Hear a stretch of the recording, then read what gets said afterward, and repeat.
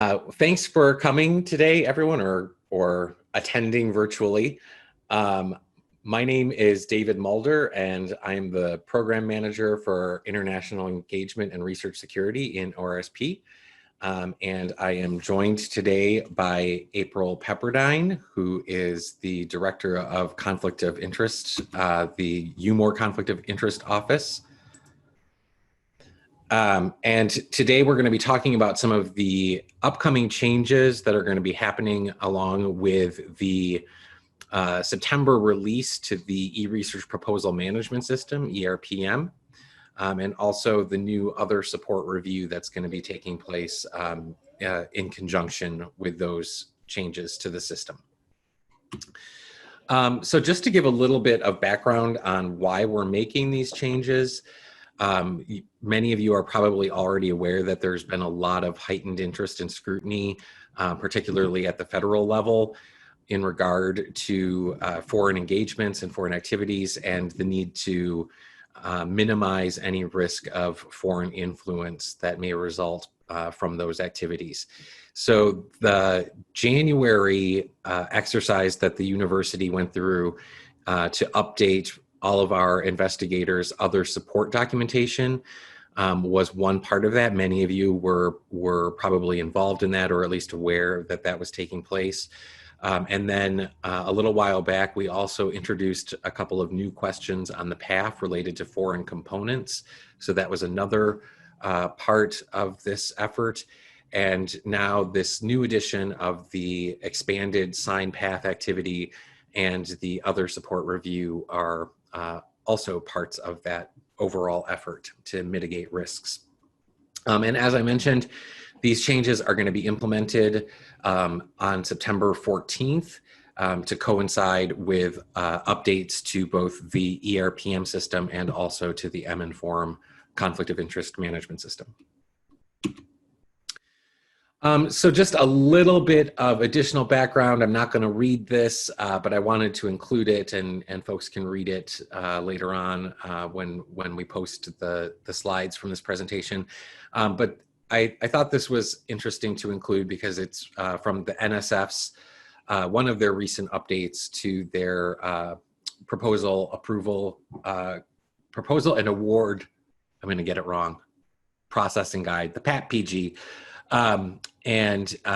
It's saying, how can an authorized organizational representative certify that its employees are making true statements regarding current and pending support based on that information not being available to the organization? And NSF has basically said, yeah, it's your responsibility, go figure it out. So that is in part what we are attempting to do here.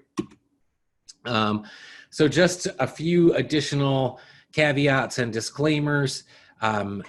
We are beginning a pilot phase on September 14 for the other support review.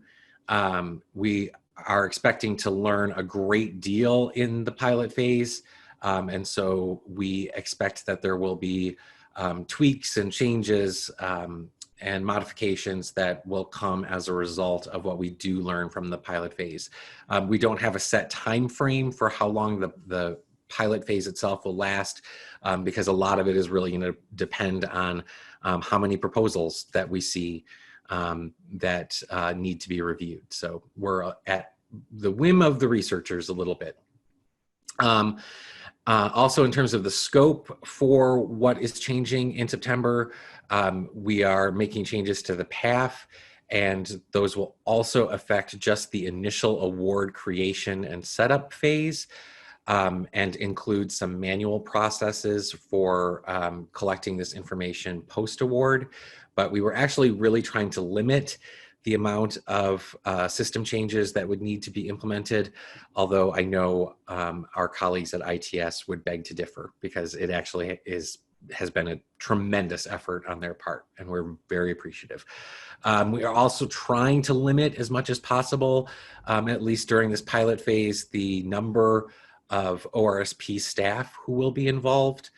And as I mentioned, in terms of the volume, that's really what we're depending on here is the volume and also the complexity of what we see during the pilot phase. And that's going to play the biggest role in how we determine to proceed after the pilot phase. And then export controls, the folks in the export controls office are also going to be leveraging the data that we are collecting with these changes to the path. All right, so that said, I just wanted to review some of the terminology that's being bandied about. So we are in general talking about things that you could consider to fall under the umbrella of international activities. And underneath that umbrella, we have a couple of different terms that we've been using a lot lately, both foreign components and now international engagements, but they are quite different. So foreign components are related to where the work on a project is actually happening. It's project specific. It doesn't matter who is doing the work in regard to the project. And we are asking about foreign components in those still fairly new questions that were added to the PAF. It's question 5.13. And it asks if a significant amount of effort for the project will be happening in a foreign location. And then if you answer yes to that question, then you also select the country or countries where that effort is happening. But as I said, that term, foreign component, is specific to the project and really has entirely to do with where the work for that project is happening. On the other hand, when we're talking about international engagements, we're talking about the resources and relationships that support a person's overall research endeavors. So it is related to the person. It's not project specific. It is anything that is supporting their research endeavors. And that information is what we are now going to start collecting on the sign path activity, which we'll be going over in just a moment.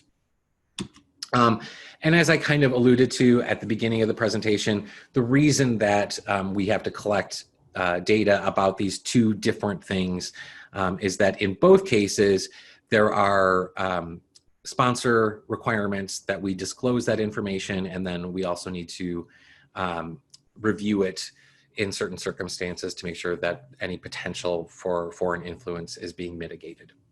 David, we have a question. Yeah. Sherry wants to know what determines significant amount of work being done.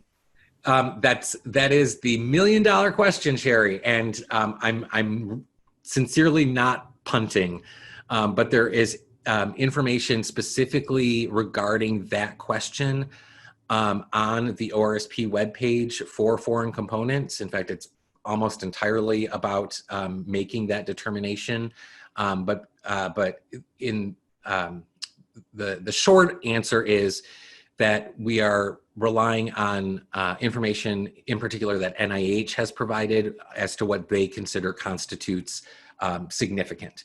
But if you go to the ORSP webpage on foreign components, you can find that.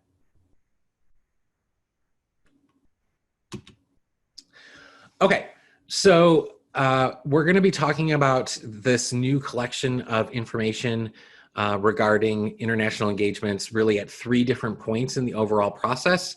The first is at the point where the investigators sign on the PAF, and then the larger proposal submission period, and then finally at the stage of award setup.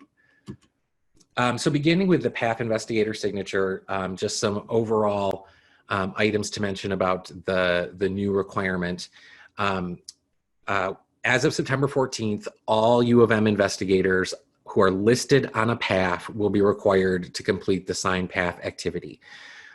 So basically, if you're listed on the PAF as an investigator, you're going to have to complete the sign PAF activity. One of the biggest takeaways that I know April and I both really want people to get from this presentation, and that's why there's a little caution sign, is that in order to complete that sign path activity, the investigators have to have an up-to-date M-Inform disclosure on file. And by up-to-date, we mean within the last 365 days. okay? If you don't have an up-to-date M-Inform disclosure on file, the ERPM system is going to stop you. You're going to get an error message. We'll look at that in just a minute, but you're gonna get stymied and won't be able to complete the activity. So please, help your investigators as much as you can by letting them know that they're going to need to have that up to date. The sign path activity itself has 3 different sections.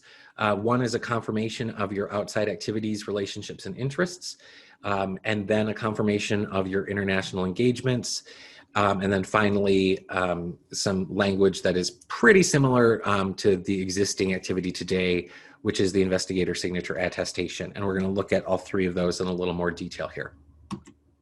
So to start with, when an investigator opens up this newly revised sign path activity, like I said, if you, and these screenshots, by the way, are taken from a Google document. This is what we've been editing along with our colleagues in ITS to finalize the text. This is not what the system is really going to look like. So it's not quite this ugly.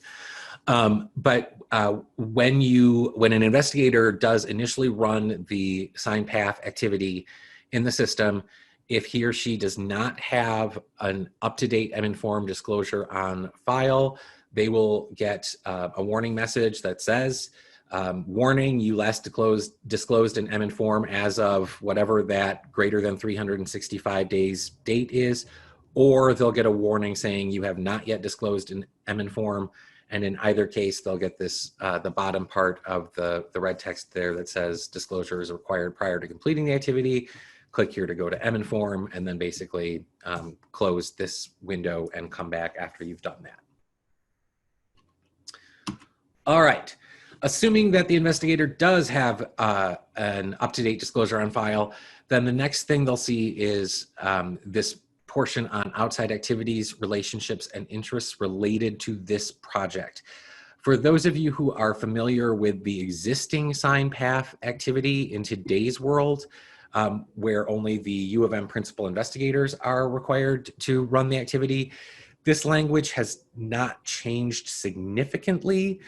The biggest way it's changed is that in today's world, the principal investigator is actually answering this question on behalf of all of the members of the project team.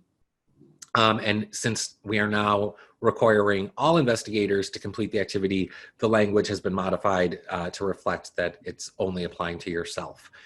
What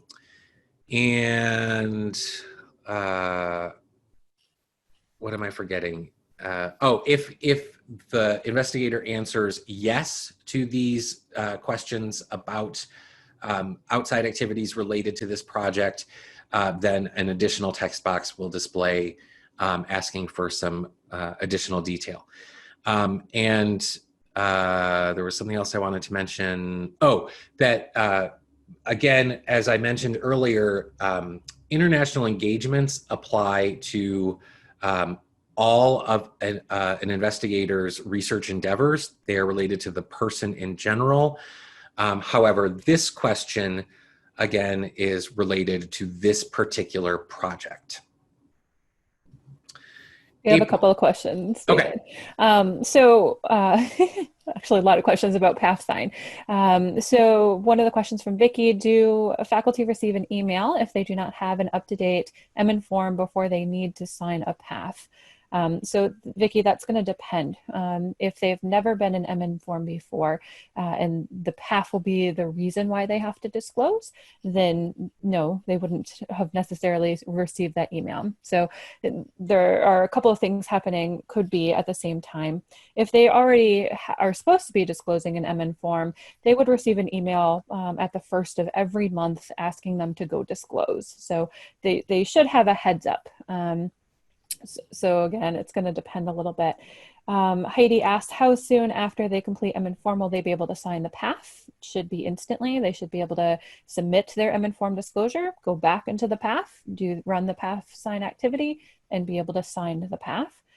And then can the path be assigned by investigators in any order, or does the PI have to sign first, be the first or last? It can be signed in any order. It does not matter if the PI signs first or not. And then can the path be assigned before it is ready to route for internal approval? I don't know that answer. I am 99% sure that it can. Let me just, if Lynn or Laura could make a note of us of that just to get confirmation, but I'm almost positive that as soon as an investigator is added to the path, they have the ability to sign it. Okay, Any other questions? Oh, yeah, one just came in. Okay. There are some personnel whose units include on PAFs as investigators, but who may not have to submit an OS document to the sponsor. Do these project personnel then need to create an OS document just for the internal congruence review? That seems like maybe we should answer that one later. Let's hang on to that. We'll hold that one. Okay. All right. Moving on then. So the second part of the sign path activity includes the new international engagement questions. I will not go into these in a lot of detail, but you will have access to the slides after the fact, so you can go back and review them when you have time. But basically, there are 4 new questions being asked. The first one is, do you participate in a foreign international talent recruitment program? And there's a link there to the definition of that. The second one asks if you have an appointment, affiliation, or other relationship outside of U of M with a foreign entity institution. The third one asks if you're getting any monetary resources from a foreign entity, with the exception of grants, contracts, or gifts that are awarded or given to U of M. And then the fourth one is asking sort of the same question, but in regard to non-monetary resources. So are you getting any non-monetary resources from a foreign entity, for example, equipment, materials, or personnel that, again, are related to your research endeavors? All right. And then let me flip back here one second. So if you answer yes to just question D, so D, again, is the non-monetary resources. If you answer yes to that question, then you will be displayed an additional text box to provide some more details about those non-monetary resources, and then also a drop-down list to select the country or countries where those resources are coming from. Okay. The reason for the additional detail on question D and not the previous 3 questions is that there are essentially corresponding questions to those first 3 questions in the M-Inform disclosure process. And so in theory, if you are answering yes to one of those first 3 questions, we should be capturing more detail about those things within the M-Inform system. Whereas for the 4th question, non-monetary resources, there is not an equivalent question in M-Inform, and so we want to collect the data here instead. I will just add that ITS are building in a feature so that if an investigator does answer yes to question D, non-monetary resources, enters text here, and then finishes the path sign activity, when that investigator goes in the future and goes to sign a different path for a different project, the system will auto-populate whatever information they entered in the non-monetary resources text box and the countries from their last time answering it. So hopefully we can save some time for investigators who would then not have to potentially repeat themselves from project to project. So there are a couple of questions coming in about communication with faculty. Will this information flow from you to faculty, or are the research administrators expected to give them the news? So we do have a slide on communication, and yes, direct communication with faculty is occurring. Will there be an email sent to PIs that this is happening? Again, yes. That they need to sign the PAF and disclose M-Inform if applicable. So just so everybody is aware, anybody that was listed on a PAF or award was newly required to disclose in M-Inform as of July 1st. So if they're currently listed on a PAF or award, they're already in the M-Inform system and know that they have to disclose. It's just new incoming individuals that may not have had to disclose in the past. If all co-PIs have not signed the PAF, can the PAF still be routed for approval? Yes. Yes. And is there a grace period for co-PIs to complete the signatures? So we have a slide on that. We'll talk about that one too, about timing of these requirements. Let's see. I think we'll keep going now and get to any others. All right, then the next and final part of the signed PAF activity is the attestation statement. Again, if you're familiar with the current attestation statement in the signed PAF activity, the language hasn't changed significantly. Again, it's mostly been updated to reflect the change from today's world where the PI is signing on behalf of the entire project team to tomorrow's world where an individual is attesting to these things just for himself or herself. Okay, and another question Beth asked, are the resources on the previous question to be specifically related to the project proposed or just a general tally of any resources? So it's any resources. So for the international engagement questions, any resources. Yeah. Okay, that's it for now. All right. Okay, so then system generated notifications. So the system ERPM will be sending out notifications to delinquent investigators. Those will start happening at the time that the proposal has actually been submitted to the sponsor. So starting one day after, and then 10, 20, and 25 days after the proposal has gone to the sponsor, any investigators who have not yet signed the PAF, who have not completed the signed PAF activity, will be getting a system-generated notification. It's going to CC the PI and also the PAF's primary research administrator. And then at the 20-day mark, the message will also CC the department level research administrators. And at 25 days, it will go to the unit level, which is sometimes referred to as the dean level research administrator. So the idea being that as time goes on and we get closer and closer to the 30-day mark, the distribution list widens. And then the system-generated notifications that are sent out will also include this new email address, PAF sign questions, that folks can go to if they need any help with anything. And just as a reminder, if they have not submitted their M-Inform disclosure, they cannot sign the PAF. So this will be the email that they will receive. This will replace previous emails that you may be aware of came from M-Inform, asking individuals to go disclose if they had not done so, specifically on PHS proposals.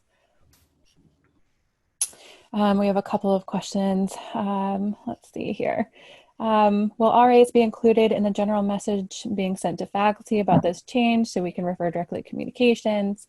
Do we know when the IATS signed PAF documentation will be updated? So the first question was, will RAs be included in the communication, or? Yes. They will not be they will not be included in the actual communication going to faculty.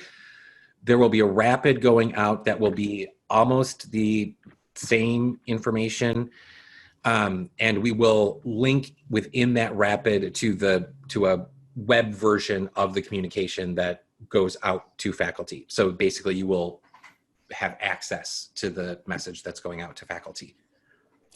So this email that we're talking about, the system generated email, will any of the follow-up emails include chair and or CDA?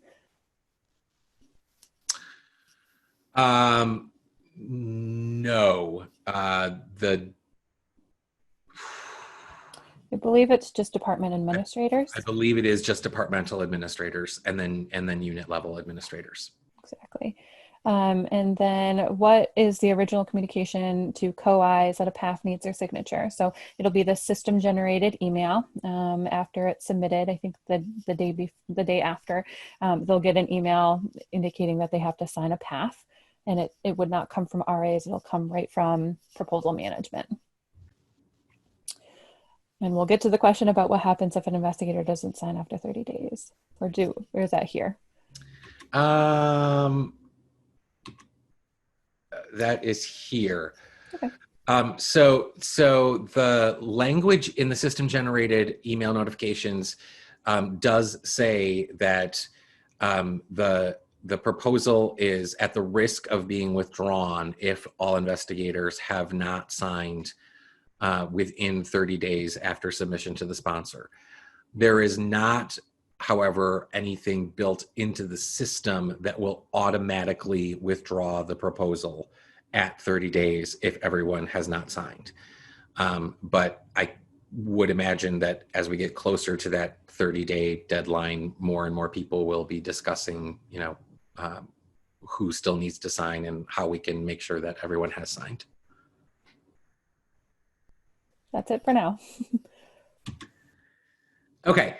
So then starting again during the overall proposal submission stage, we will be piloting a new other support review. And I just want to put out a caveat here that when we refer to other support in this case, what we are referring to really is any type of documentation that the sponsor requires about an investigator's resources, affiliations, projects, that sort of thing. So in the case of NIH, we're talking about other support documentation. In the case of NSF, we're talking about current and pending documentation.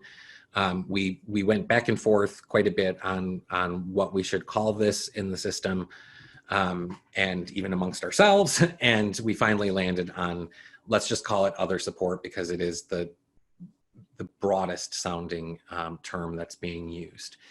During the proposal stage, ORSP and COI will review the other support documentation, again, or whatever the sponsor requires. And that function is going to be happening only if an international engagement question has been answered yes. So again, referring back to those 4 new questions on the sign path activity, if any of those has been answered yes, and it is a federally funded project, then it will fall into this category of other support review. At the PAF stage, including at just in time, a small number of ORSP staff will be conducting that other support review. And for the purposes of the pilot, at least, those ORSP staff are Tracy Larkin, Daniela Marchaletta, and myself. And then if sponsor documentation is either missing or incomplete based on that review, then ORSP will work with the project team to get whatever needs to happen updated. Any questions, April? Just one about reporting available out of business objects or ERPM of proposals pending investigator signature and those investigators who have not yet signed.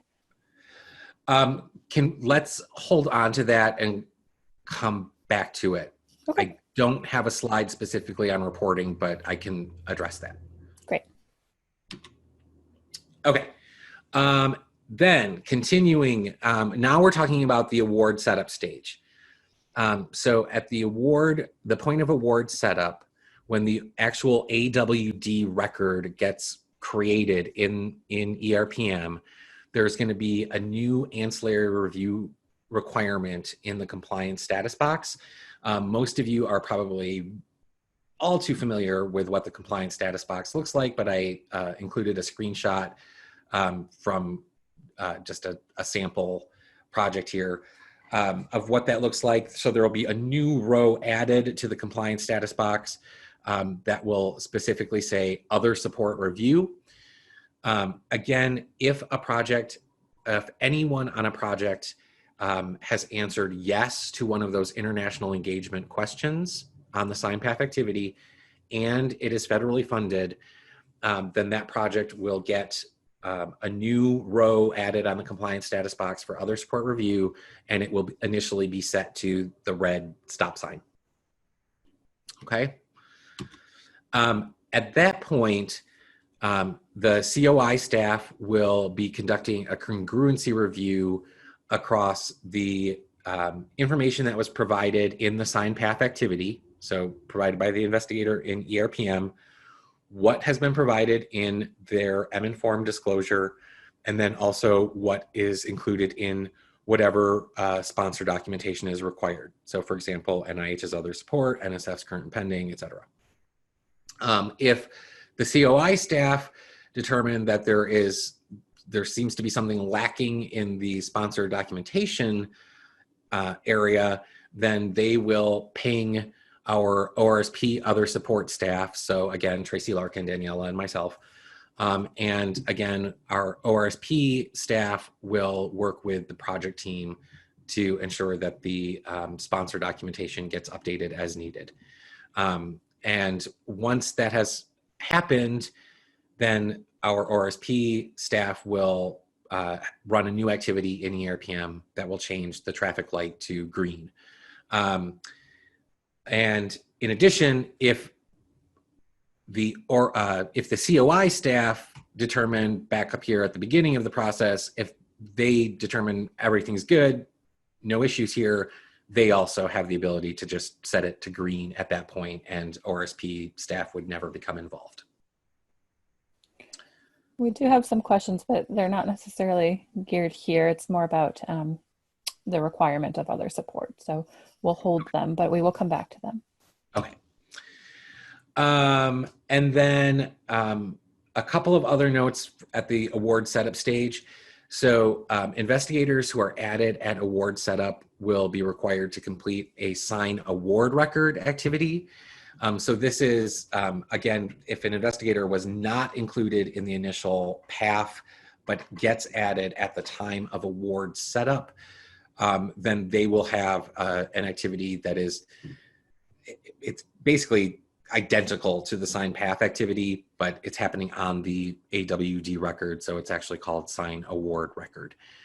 And then we are also making updates to the post-award change request form, the PACR, so that in the post-award world, as an investigator gets added, we want to be able to collect this international engagement data from them. And so there will be modifications made to that form as well.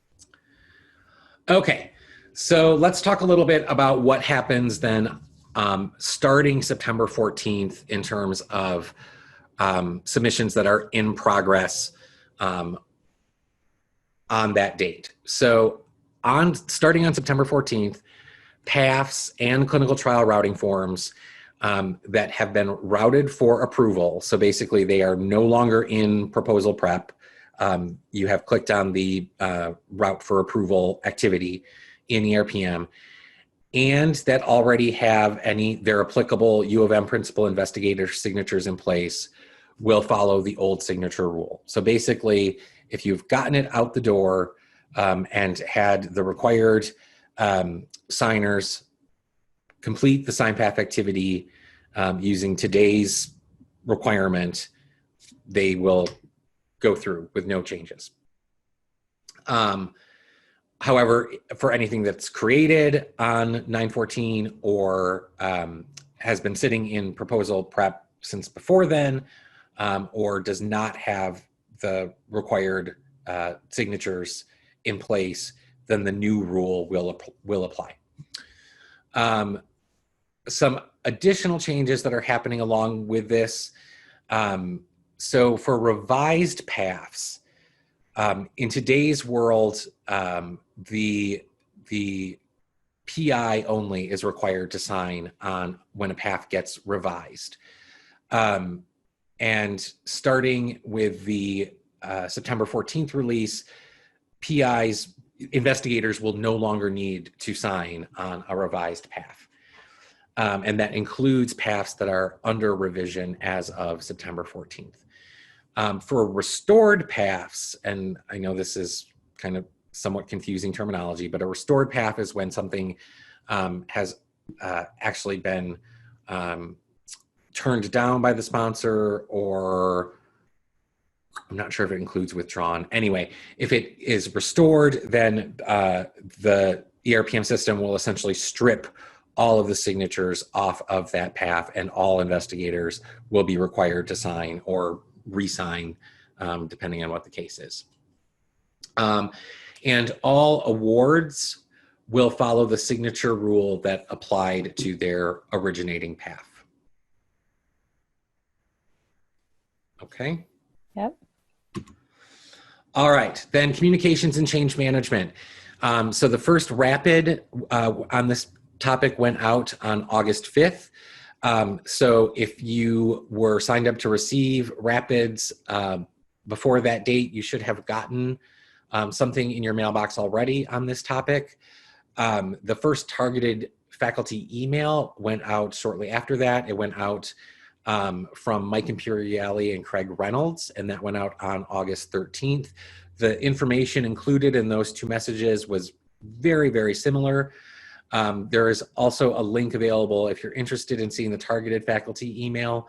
If you go to the ORSP webpage, there's a news item at the top of the site related to this release, and that can link you to that faculty email if you're interested in seeing what they got. There will be some additional details about this, particularly related to the data conversion and what's happening to submissions in progress, that will be coming out in another rapid and another targeted faculty email. Those will be going out next week. We have also been adding messaging both on the ORSP website and individual school and college websites, school and college newsletters, that sort of thing. And all of the existing job aids and training materials related to the sign path activity are either in the process of being updated, and some of them probably are already updated, and we will be providing links to those as they are available in those communications that are coming out, and also on the webpage devoted to sign path on the ORSP site. If you have questions or concerns that we don't address today, it's probably best if you use this new PAF sign questions email address. Right now, that basically only goes to April, myself, and also June Insco from the med school conflict of interest office. June couldn't be with us today because she's on vacation, but right now only the three of us are getting those messages, so that way, you know, all three of us are in the loop. It's great to hear your questions, because what we hear from you, we can use to build out information on the webpage and the FAQ. And who knows, we might also factor it into what changes we make to the system in the future. So as far as what you can do, please spread the word to your investigators. And again, especially regarding that current M-Informed disclosure requirement, we really don't want people to end up getting aggravated when they go to try to do the sign path disclosure, only to get the error message that they don't have an M-Informed disclosure up to date. All right, so what questions do we have left? Sure. So somebody asked, is there going to be another webinar available in the future on the same subject? This one is being recorded, so I don't know exactly what's happening with that, but I would assume it's available for people to view. But we don't have plans for another webinar that I know of. If there's information that we did not cover in this webinar that you think could be covered in an additional one or in some other means, please let us know. Okay, so I'm just gonna head back up here and start asking some of the questions that were asked earlier. So Patrick asked that there are some personnel whose units include on paths as investigator, but who may not have to submit an other support document to the sponsor. Do these project personnel then need to create an other support document just for the internal congruence review? Sorry, I was coughing and I missed the first part of that. There are some units who include people as investigators who are not required by the sponsor to provide other support documentation. Is that the gist of it? Yes. Yeah. So you do not need to create something special for this. The underlying purpose of the other support review is to ensure that the information that we are providing to sponsors is accurate and complete. So if the sponsor doesn't require it, then you don't need to create something just for our sakes. But it's a nice thing. And just as a reminder, it's only federally funded projects, right? So federally sponsored projects that we are looking at for the other support review for now in this pilot scope. So the next question we said we would talk about, will reporting be available out of business objects of proposals pending investigator signature? So eventually, the answer is eventually yes. We have a request queued up with ITS to get the data related to the investigator sign activity added to the data warehouse. Unfortunately, I don't have any details on timing, but let me make a note of, there might be some workarounds or alternatives we could come up with to try to make that information more easily accessible to folks who are looking for it. Great. Jennifer asked for review, will ORSP request other support when PAF is submitted, or are updated other support now required with PAF submission and or in SF 424? Can you repeat that one? Sure, she might have to unmute and help too. For review, will ORSP request other support when PAF is submitted, or are updated other support now required with PAF submission and or in SF 424? So I think what Jennifer might be getting at is, are we going to ask for it at the time of proposal submission as opposed to just in time? And the answer is just in time. You will not, ORSP will not be requiring that you provide something, earlier than what the sponsor requires it. So for example, NSF requires other support or their equivalent at time of submission. NIH would require it at just in time. I hope that answers your question. Okay. Samantha asked, what is the review time for ORSP/staff reviewing other support for just in time? Typically, this requires quick turnaround time, and we can need these submitted day of. So the short answer is that for the purposes of the pilot, we are basically doing this outside of the ORSP timeline in terms of the review type and the deadline clock. So it shouldn't factor into that. I'm not sure if that answers the question. If it doesn't, you're welcome to unmute and yeah. interrupt. So the next question, David says, if the proposal with international engagements is not federally funded, but a foundation, we still run through the system, or only federal funds are involved. So for the pilot, the other support activity will only be required for, the other support review will only be required for federally funded projects or sponsored projects. However, the new PAF sign will be required for across the board. So any, newly submitted PAFs will require all investigators to sign and answer the COI question and the international engagement questions. Hopefully that helps. Let's see. So somebody said, it sounds like we should use the other support template that was completed in January, since it's listed affiliations and outside support being requested. So yes, we would recommend using that template. That would be good. Okay, there are more questions. So let me see. Gotta get back into my space here. Is there another webinar? We answered that one. Reporting, is there reporting we can run of investigators who have not completed their up-to-date M-Inform disclosure? So the M-Inform system has department administrators and department reviewers.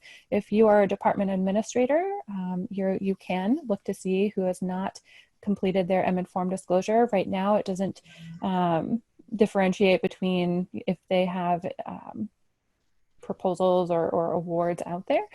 So it wouldn't necessarily tell you if they're an actual investigator, though we can look at that in the future. If you're not the administrator or reviewer, you can ask the administrator of your department for a list as well. I'm sure they would be happy to share that with you. Just to capture it too, Patricia indicated that DoD also requests other support at time of submission. So again, it'll be dependent on the sponsor when other support will be submitted, or the equivalent for that sponsor. Kathy wants to know, will a PAF still waiting for investigator signatures have a pending signature status, and where will it be on our homepage? It will not have a pending investigator status. And it will, the signature on the PAF will not impact where it shows up in your inbox or which tab it shows up in any more than it does today. So it's the same locations as today's world. Okay. And then Patrick wants to know, if we were to add an investigator in the middle of the project period, does the new investigator need to sign the PAF and or have the congruence review to be completed before we can add them to the project? So they would need to complete the sign PAF activity. His question was in the middle of the PAF. Is that correct? Yeah, he said, does the new investigator, if investigator was added in the middle of the project period? So I would assume that means there's an actually active award. Oh, and an active award. And then the rest of his question was, do we need to... Does the new investigator need to sign the PAF and or have the congruence review be completed before we can add them to the project? So the short answer is that's where that information will be collected via the updated PAC-R, so it will not be done in the system as of yet. And then we would do an assessment sort of outside of the system of whether or not there needs to be a congruency review. Okay, that's all the questions we have now. Does anybody else have anything they want to ask?